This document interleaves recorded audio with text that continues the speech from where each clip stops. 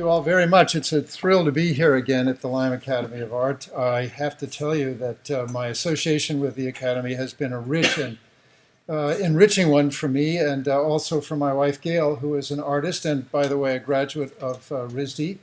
And it's because this place is a special laboratory for learning about art. There are plenty of art schools like RISD, but there are few like the LYME Academy, which have a kind of internal passion and a commitment to the learning about art in very special studio ways that are far more intimate than a place like RISD or any other school, including UNH, could possibly provide, which is the genius of Steve Kaplan to have helped, not only helped LYME at a critical moment in its history, but also acquired the school's capabilities for its own assets, and is now helping to enrich the curriculum as LYME is enriching UNH. And I was very proud to be part of those conversations. And so here I am again.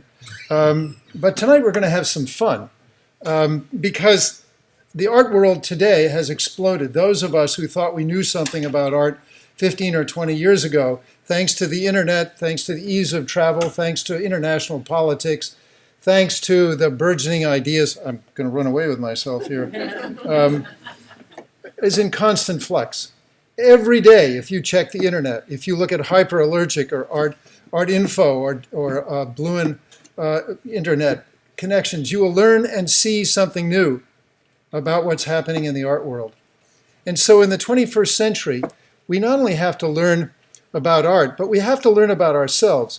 So tonight's talk is going to be not a sort of in-depth view of contemporary art. There are others who could do that much better than I, particularly the people making it. Tonight, my talk is going to be a very lateral view, a horizontal view that cuts across many different ideas, many different cultures, in order to figure out with you, what can we learn about art?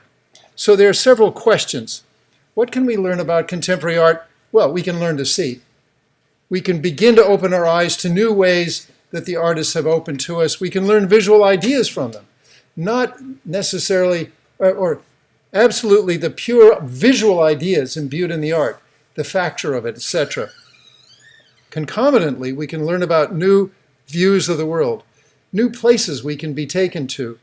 We can learn to interpret those perspectives on the world showed us by those artists, and we can learn to decipher the experiences we've had to understand the meaning of them. There are processes by which we can do that the works of art themselves tell us. And finally, we can learn about how to make judgments about quality and beauty. I have to tell you, I taught a course at Williams in the graduate program in museum studies called How to Make Judgments About Quality in Works of Art, which was a kind of mine that I planted in the middle of the graduate curriculum because I knew how controversial the subject was. All through that course, one of my students fought with me the entire time, every single session, saying there is no way you can make judgments about works of art. Simply impossible.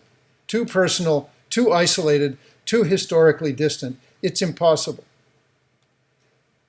Some 20 years later, that man is now the curator of contemporary art at the Art Institute of Chicago and makes judgments about works of art every single day. And through that, of course, I think he learned about himself, and as you can learn about yourselves, by the experiences you have with contemporary art. Here, for example, is one of the most confounding experiences that the Museum of Modern Art has put on in decades. What this is a woman, Marina Abramovic, seated across the table from an empty chair. And for the entire run of this exhibition, which was two and a half months, she sat there for 7 hours a day, looking at the people, and this happens to be her former husband, there's a story about that, seated across from her in one of the early encounters, seated across and just simply staring at the people across the table from her. What was this about? What was this all about? What was in front of these people in the museum? What were they seeing? What were the people sitting in those chairs doing? Why were they seated there? You need to know that 850,000 people came to the Museum of Modern Art to see Marina Abramovic sit in that chair across the table. And people stood in line for hours and hours waiting to sit in the chair opposite her to stare at her. She said that there were these tough motorcycle guys festooned with tattoos who broke into tears after sitting with her for a few minutes. And she realized that the power of this encounter, of people simply looking at each other, staring at each other, had a profound effect on their personalities and allowed them to release emotions they didn't know they had. This was, the artist is present, but so too were the people in those chairs present, and so too were the people around her seeing what this encounter meant to the people in those chairs. And so she was enabling people by her presence to learn something about themselves. This is another performance piece. This happens to have been by my daughter. There's some shameless family advertising in my lecture. But I have to point that out because I've learned myself about contemporary art from my wife and my daughter. This is a performance piece that she did in New York near City Hall called Cottage. It was a site-specific performance in which she designed the costumes of these dancers. She organized the choreography. She worked with a composer on the music, which was being pushed following these dancers as they traced the outlines with these chalk shoes. The music followed them as they performed. She was teaching visual ideas. She was showing them through these dancers, marking the pavement as they marched and danced along the pavement, new environments. People were looking at the environments they walked through every day on their way to work in new ways. She had thousands of people following these dancers. She exposed them to new movements, not only the movements but the dancers, but the new movement of performance art itself. Because it was on the street in New York near City Hall, many people had never encountered a performance piece before. New uses of form. What were those yellow costumes all about? New use of materials. Why were chalk shoes being worn by these performers? And of course, new meanings. Well, calque, as someone would have learned if they were given and could read one of those pieces of paper that volunteers handed out to the people following those dancers marching in chalk shoes, would have learned, was that calque is the Dutch word for chalk. And this chalk came from a collect pond where Indians used to throw shells, and the Dutch mined the chalk from those shells back in the 16th, 17th, and 18th centuries. Now, it's simply a 5-acre pond that had been covered over with macadam that was north of City Hall, and it was choked with pollution, but the pavement broke through, and the pond started coming out again. And my daughter discovered this pond and made this performance about it, and had those dancers with chalk shoes ring that pond to rediscover that natural circumstance and the history of that area of the city which had been obliterated. That's what meaning is all about. Now, I want to talk about two ways of seeing. These are very traditional ways, both of which were discovered and discussed by Aristotle and Socrates. Mimesis. And these, by the way, are terms which are largely used in film criticism, but they can be applied to visual criticism as well. Mimesis is the representation. It's the representation. LYME Academy has specialized for decades in teaching representation of life in art and in literature. It's the act of resembling. If that great illustration show teaches you nothing else, you can see people portraying people resembling those characters. Then there is not the opposite, but the complementary to it, which is diegesis, which is the narrative itself. It's getting out of the story to tell the story as opposed to showing it. Now, I can demonstrate that in visual terms. Here's Fairfield Porter, an artist that I know many of you may have actually known, who was a great friend of abstract expressionist painters in the 50s, 60s. And here is a great way to start any lecture about the visual arts, his own painting materials that he painted on in his own studio. This is mimesis, as is his landscape. This is mimesis. This is the representation in his own interpretive way of this beautiful woods landscape. And here is diegesis. This is Joan Mitchell's painting, Ici. This is not the representation. It's the telling of the story in emotional terms with the action of the materials, etc. Now, there's a paradox in these two distinctions when it comes to thinking about abstract expressionism, because abstract expressionism was a movement that was about itself. It came from nature, it came from the experience of nature, as with Fairfield Porter, but it became its own nature. So it became its own mimesis. I'm sorry to trouble you with that paradox at the beginning, but it's an important distinction to know about. And when you look at something like a de Kooning painting, you can see that it comes from the representation, the understanding of nature, pure and simple. But it is its own nature. It has its own character, its own beautiful energy and its source of color. A magazine that was published in the 1950s by Clem Greenberg and expressionist painters was called It Is. The reason it was called It Is because they were saying to you, this is all there is. This is nature. This is us, our expression, and it's as far as it goes. That's the subject. Don't look beyond this for the landscape, because it is a landscape, but it's also a personscape. And here, a number of years later, and I don't know the date of this painting, is Gerhard Richter, who's a very quixotic artist. This is his abstract expressionist painting, made with squeegees pulling paint color over each other. Another moment of diegesis. There are other things you can learn from 21st century art, and that is views of the world, cultural views, political views. Much of art has now diverted itself, with the earth and the world and politics being so close to us, into making statements about politics in new ways. And also it's provided new ways of expressing the commonplace. Nothing more typical of that than this artist demonstration in front of the Newark Museum this fall, complaining about real estate developers who were likely to kick out studios that were becoming increasingly too expensive. On the other hand, what could be more mundane, what could be more representative, shall we say, than this Robert Bechtle painting of a family standing in front of a 1961 Pontiac, which is what it's called. It's a very plebeian representation. What does it tell you? What are you looking at? What's the experience? Ask yourself those questions. Notice that it's painted quite large and it's on 3 separate canvases. What does that tell you? Why does it have to be on 3 separate canvases? I think it's because the artist is trying to separate you directly from its being a photograph into you understanding that it was actually a representation made by someone in paint on canvas.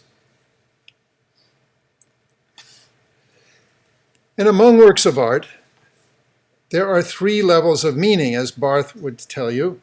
One is the semiotic. That is, what's the pure information? The pure information is a Pontiac with 4 people standing in front of it on a grassy patch in front of a sidewalk. Then there is the symbolic message. This is a group of people standing there in the 1960s, obviously young, middle class, comfortable little family, a family photograph we all might be used to seeing. But what's the significance of this message? What is he trying to really tell you about society and culture at that time? A lot more could be made out of that. And here is a diagram that I've drawn to show you what I'm talking about and what this representation is all about. In the middle, between the artist and the viewer, is the work of art. On the left is the artist who is taking all of his or her experience and boiling it down and boiling it down and boiling it down into an expression of that moment in his or her life, his or her career, his or her observation in that work of art. And there on the other side is the viewer who is taking all of the baggage of personhood and history that they come to the experience of the work of art and boiling and compressing that down and trying to read the expression of this artist. This encounter is what makes a work of art, that makes the centrality of that work of art. Now, we all know this painting. There's Grant Wood depicting, somewhat like Bechtle, a typical family, he thought, in the 1930s. Very intense view of this couple. What does it tell you about them? What do you bring to it of your family life, of your understanding of American culture and history that would make these people feel to you comfortable or somewhat uncommon? Walter Benjamin had talked about something called an aura, and this goes back to that diagram that I drew, that the object has its own significance in its own culture close to the left side of that diagram when that object was made. The object has an ability through its power to actually return our gaze with its own power. It's Bechtle imbuing all of those meanings in that work of art that's coming back at you and impressing you with its presence. It's part of the conversation that you're having with yourself. And this is what Benjamin has called the aura. But interestingly enough, that aura diminishes the farther away you get from that artist's culture and history. For example, here's an 18th century painting, a Morgan family portrait. They're looking out at you the same way that that Bechtle family did. What do we really know about it? How can we connect that? How much more hard work we have to do in our own triangle on that right side of that diagram to get to know this family, or even this family. In the 15th century, how much of that aura is glowing to us from then, and how much harder work we have to do to get inside the minds, the faces, the heads, the experience of the artist and this couple that are being shown here in their marriage portrait. In looking at 21st century and 20th century art, I love this quote by Richard Artswager: "Art is thought experiencing itself." Now that's almost a tautology. Art is thought experiencing itself. This is that aura redescribed in a different way.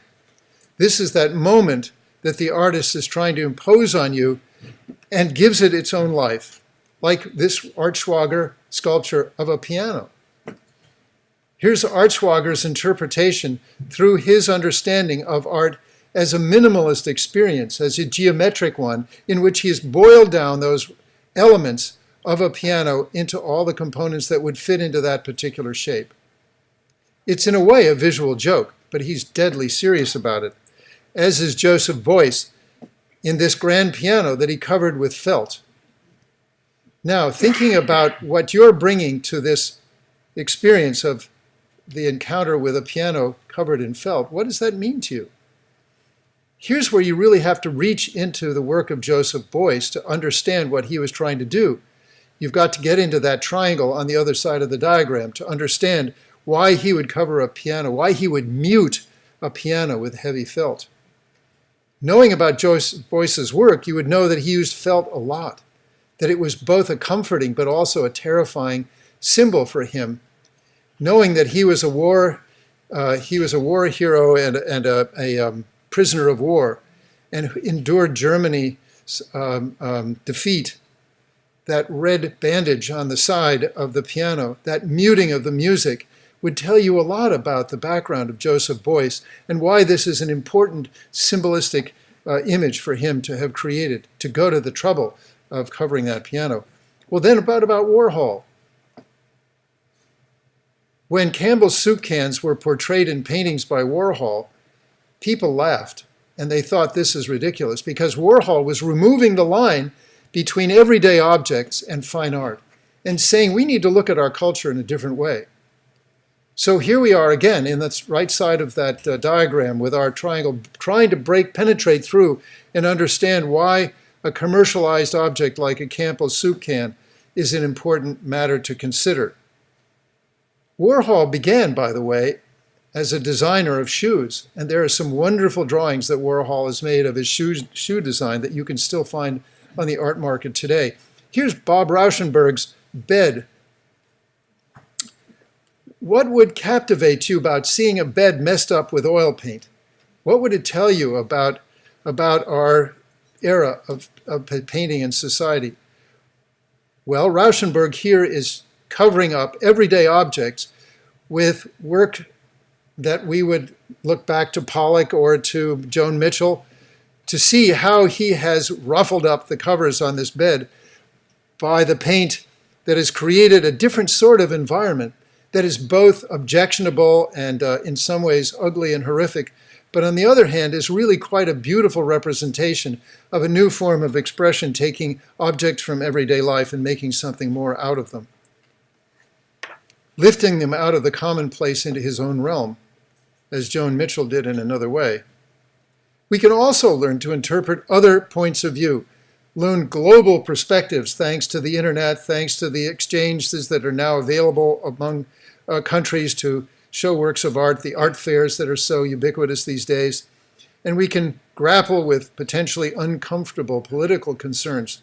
Many artists today are not afraid to talk to power and to understand the signs and symbols that assign meaning to those statements and to gain emotional sympathy with the causes that these artists are trying to express.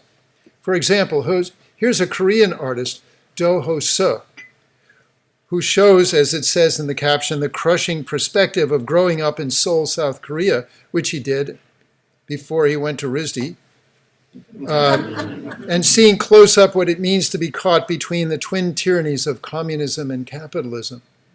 For those of you who have been, as I have, to Seoul often, you get the feeling that this is a pressure cooker society that's living on the very edge. They live a very fast-paced life. They're very ambitious for their culture, and it's almost like they can feel the clock ticking about the potentialities that they have.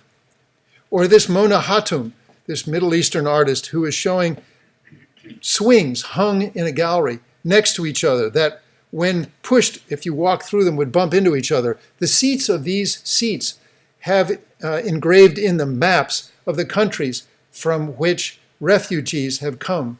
And so the idea of moving from swing to swing to swing tells the story of refugees today, which we all know too well. Doris Salcedo, 1,550 chairs done in 2003. She put these chairs in this space between two buildings to depict the image with these chairs of all of these as refugees being tossed out of their own societies into free space and landing together in this mass, like these refugee camps that we are seeing too many horrible images of. Or Ai Weiwei, using the chair as another symbol of China's communist society trying to organize itself relentlessly into people all sitting next to each other trying to live the same lives over and over and over and over again in a fairy, what he calls the fairy tale. Or self-promotion again, my wife and daughter's study for a monument, which is the story of the Arab Spring. This is a teeter-totter that shows burned chairs lashed together with rags, representing martyrs who put themselves at risk in order to push away tyrants in the Middle East. At the top of the teeter-totter in this dislodged place is gold that's dripping down from the very peak of where the ruler used to sit, and perhaps when the teeter-totter was in the other way. And of course, in a democracy in the fairest society, there's a balance on the teeter-totter, isn't there?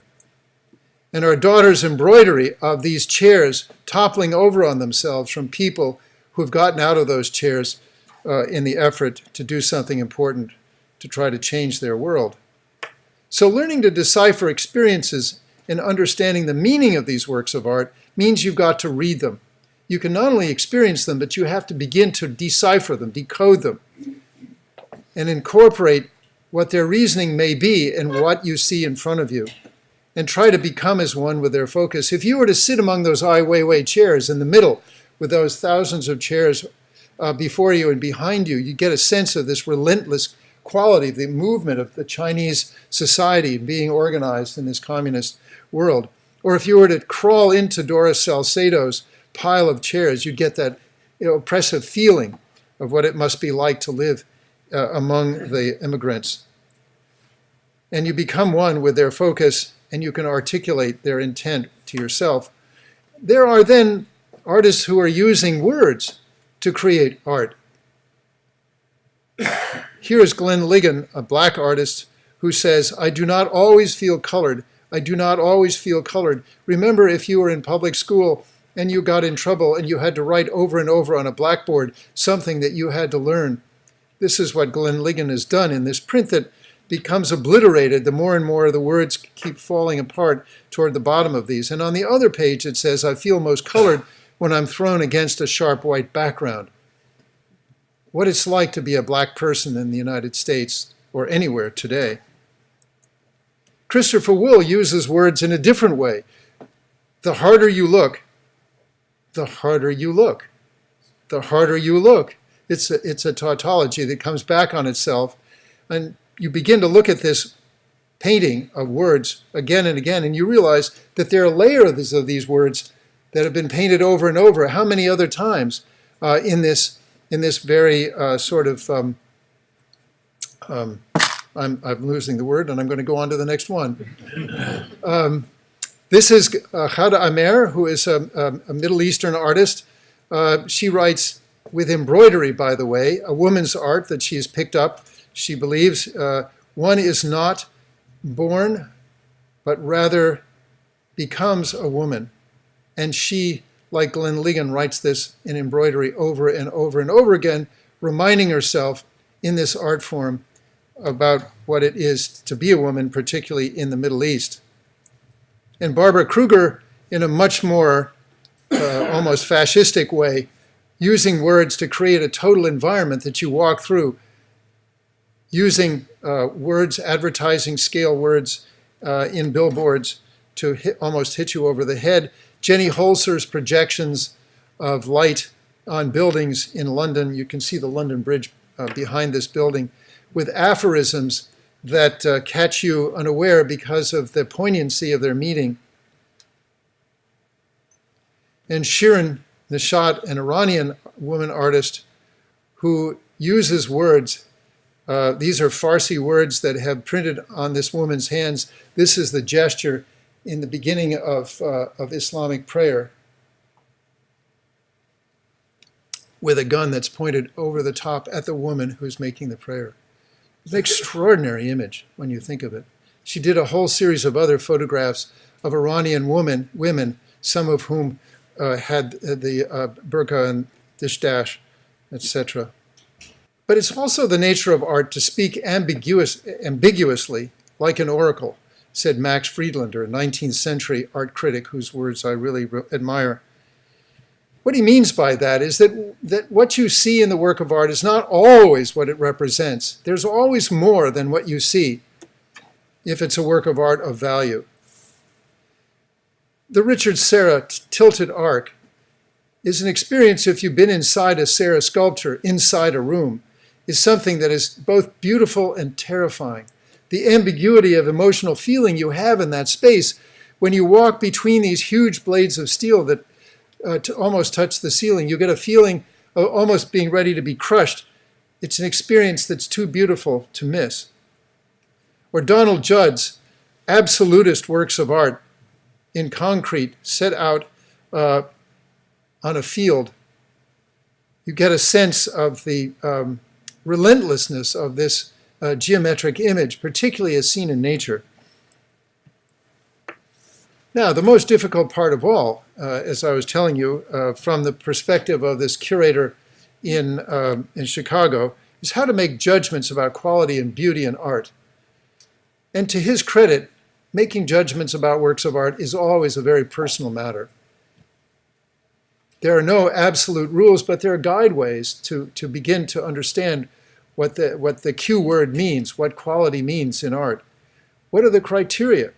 Well, first of all, they represent the culture as the standard or the signpost for the work of art. People who try to compare a Michelangelo with a piece of Dogon sculpture are really performing an impossible task. You can judge the quality of Dogon sculpture, qua Dogon sculpture, and a Michelangelo in Renaissance terms, but to try to compare them both is very difficult. Can you compare an Ai Weiwei with a Gail Mandle? Hard to say, but at least they're in the same period of time. They are representing with the same kind of imagery an idea that's trying to be put forward with force, etc. So there are criteria we can begin to assemble within the framework. One of the arguments I used with this student who is defending himself against making judgments is, what do artists do in their own studios? When an artist scrapes out a painting that he or she is only half finished with because they're dissatisfied with it, they're certainly making a judgment about quality, aren't they? They're certainly deciding that it's time to move on and do something else, or to correct a problem with a particular area of that work. Who says it's beautiful? Well, here is where things get even more difficult and complicated. I think in the end, only each of us are able to say what in our own mind stands for beauty. But there are certain common ways of judging that in the way in which colors are arranged harmoniously, or the way in which a composition is balanced, or the way in which a sculpture has been factured with the skill of the hand of the artist. But in the end, it is going to be a personal judgment. And so, yes, that curator at the Art Institute of Chicago is making judgments every day. And he's reminding himself that now that there are absolute standards because these things are going to be in a museum, it's his judgment. And someone 20 years from now, who is a curator who follows him, may have a very different view of that. And in fact, contemporary critics today, I've just been reading about criticism of critics. Critics today are chicken. They don't want to make judgments about works of art in print. They're worried that 20 years from now, someone is going to call them on their judgment. I say baloney. Better to make a judgment now and stand by it and let history speak its own terms. But there have been criteria for art that have been published, and some of them I think are pretty funny. The NEA, the National Endowment for the Arts, standards are objectivity, utility, and integrity. I wonder if that stands for government itself. Interesting question these days. The Empty Easel, you can go online and find all sorts of art blogs. So the Empty Easel is one I found, has these rules: beauty, skill, inherent meaning, uniqueness, and fulfilled intent.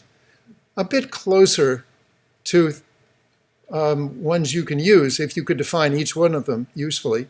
And the National Schools of Art and Design, who this school knows rather well these days, calls these terms successful in the art form, in execution. It has to be a work with deep structure. What is deep structure? What are layers of connection? Connecting to what?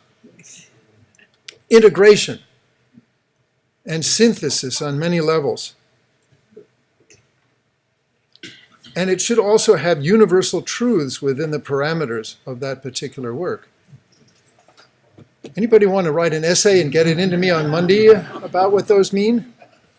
No matter what rules you use, if you impose them too severely, they're going to impose those rules and stifle creativity. Those of you who teach in this school know that. But here, let's try to apply some rules of quality. Here's Jeff Koons with Balloon Dog. Jeff Koons has made art forms out, like Andy Warhol, out of pop art imagery, exploding it onto a grand scale, and now his works are worth millions. But here, you can have your own balloon dog. If you only go on AliExpress online, pay $46, you can have your own balloon dog. Which is better? Is Jeff Koons, who is imitating the original balloon man at your birthday party, making one of these dogs? Or is this one, which is imitating Jeff Koons? Here's this extraordinary painting by Jackson Pollock, which was at the time the most expensive work of art ever sold in a public auction. And here, you could order on AliExpress for $44.98, delivered in 27 days, mind you, a Jackson Pollock-inspired restaurant oil painting coming to you directly from China somewhere. Which is better? Which is quality and which is not? Well, I would argue that there's an extraordinary amount of energy in this one, which this one lacks. I would also argue that having done it first, even though some guy walking by it would say my kid could do that, having made this extraordinary visual environment and have released this energy and these ideas visually, this one gets the prize and not this one.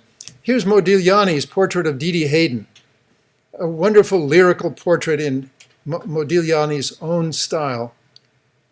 the softness, the almost cloying quality of the woman with her long fingered hands resting on the chair. And then here's this painting by Margaret Keane. How many of you had Keane calendars growing up? With the pussycat and the little girl with the wide eyes with the tear. Which is better? And why? Is this more pure emotion, made into a symphony of curves and lines? Or is this better as pure emotion? And here are Japanese manga kids who I think had something that I think Margaret Keane had something to do with inspiring. And I would argue, frankly, that the manga kids are a serious art form of their own kind that grow out of Japanese culture that is an amalgam that artists like Murakami have raised to a higher level, almost like Jeff Koons has in his own work. Here's a 17th century painting by Jacob van Ruysdael of a mill. Ruysdael did actually paint plein air, would draw from his subjects and go back to his studio and then do these wonderful renderings of the landscapes he saw. It's entirely possible that this mill, however, was an invention. And here's Thomas Kinkade. How many of you know Thomas Kinkade's work? This man has made millions pleasing public style with his work. Which one would you choose as being better? Van Ruysdael had an enormous following in the 17th century. He was a very wealthy artist who made paintings to please people, but so did Kinkade. In absolute terms, are we looking at making a comparison between the Dogon sculpture and the Michelangelo? Can we make a comparison between the 17th and the 20th century? I say yes, because if you go on Kinkade's website, you will find thousands of paintings that look like this, that he's copied from Jacob van Ruysdael's compositions. I swear to you. But Ruysdael didn't have a cute little sugar plum heart on the sign that is then reproduced in the window, on the window, or impressed in the little thatched roof. And the perfect smoke coming out of each of the chimneys, etc., or the sunset. Komar and Malamid, in 1993, carried out what I thought was the most extraordinarily ironic survey. They carried out 1,001 interviews and asked each one, what is the perfect work of art in their mind? What would the subject look like? What would its size be? And so on. Here is what they found. The painting should be dishwasher size, so it could be cleaned. 67% of the people responding said so. So they made this painting dishwasher sized. They should be realistic. They should be of outdoor scenes. 88% said so, and lakes of rivers and oceans, 49%. They should have wild animals in their natural setting. So Komar and Malamid put these deer in the water. They should have more vibrant shades, so it looks like a season that's just turning to fall in the foreground. Ordinary people or famous people, didn't make any difference. Etc., etc., etc. This is what I think Thomas Kinkade, and to some extent Jacob van Ruysdael, were all about. So, in making these judgments, at looking works of art, exposing yourself to all of those efforts, you have to, no doubt, come to terms with your own view of the world and how these works of art affect you in that. What do I see? What do I know? What do I like? And what have I become from the experience of seeing a pile of chairs or a girl holding a cat with a tear? So if you're in a gallery and you see a work of art like this, which is an environmental piece by Wilson and Walker called The Distance, what would you make of it? I mean, come on. It's neon, it's music, it's rocks, it's accordion-shaded photographs, or paintings, excuse me. What is it? Well, you've got to do your homework. First, you have to experience it as your most important homework. You've got to give yourself over to the moment of being in that neon-lit room, listening to that music coming out of that set of speakers, and thinking about rocks and sunsets on the desert through what looked to be motel shades.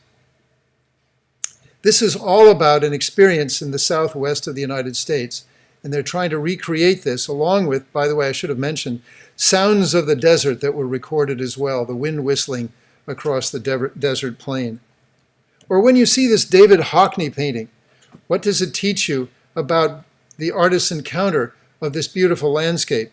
Can you enjoy the landscape for itself, or do you find yourself enmeshed in the artist's brushstrokes and the way in which he's interpreted this scene? Or Carol Walker's great sculpture of sugar in the former Domino warehouse. Did any of you have a chance to experience this extraordinary sculpture? Some of you did. One of the most remarkable things that I think happened in 2015 was this sculpture. That sculpture, that sphinx-like figure of a woman carved out of sugar with little attendants also made out of different forms of sugar, creates an environment for you that will remind you, if you know anything about the history of sugar in the United States and the Domino company, where that sugar came from, who cut those canes, how it got there, and about the triangle of sugar, rum, and slaves that really made lots of communities, even in this area, very wealthy in the 19th century. Or this painting by Francis Bacon, difficult in a different way to look at, but really is about the hazards, the psychological hazards of 20th century life. This barely visible man with a gold star on his chest and a dog that's chewing on a rib of some kind of meat in a cage with this flayed ox in the background. Now that flayed ox, if you know your art history, comes directly from Rembrandt back in the 17th century, all the way down through artists like Chaim Soutine at the beginning of the 20th. And here it's been reinterpreted to give you a vicious view of what psychological life must be like in some quarters of our previous century, just after the Second World War. That flayed ox could have easily been someone in a concentration camp. Or the great joy of Frank Stella's freedom that he's discovered from the protractors that he originally painted. It's like he's erupted in his own mind with new possibilities of color and form and line, all jazzed together in this extraordinary mural. Or Wesselman's bedroom painting, applying what you know, all those familiar images that Wesselman has imported into this very classically organized composition of a foot, obviously of a nude woman, obviously supine on a bed, with a chenille bedspread pulled back, with the perfume bottle and the rose, perhaps even a plastic rose, and then the light switch on the wall. What does that all suggest to you? It's quite a seduction going on in Wesselman's painting, and many of his works of art are similar to that. So what can we learn from contemporary art? Well, we can learn visual ideas. We can certainly see new views of the world. We can interpret our own perspectives of the world with those images and experiences brought to us by others. And we can learn to decipher them into meanings that give us new insights. And we can learn, if we're fortunate to do our homework, how to make judgments about quality and beauty. And finally, we can learn about ourselves. So if we were to sit in the chair opposite Marina Abramovich, what would we learn from that experience? And how could we apply all those lessons we've learned from other experiences with 20th and 21st century art to see what someone like Abramovich is trying to tell us? Thank you very much.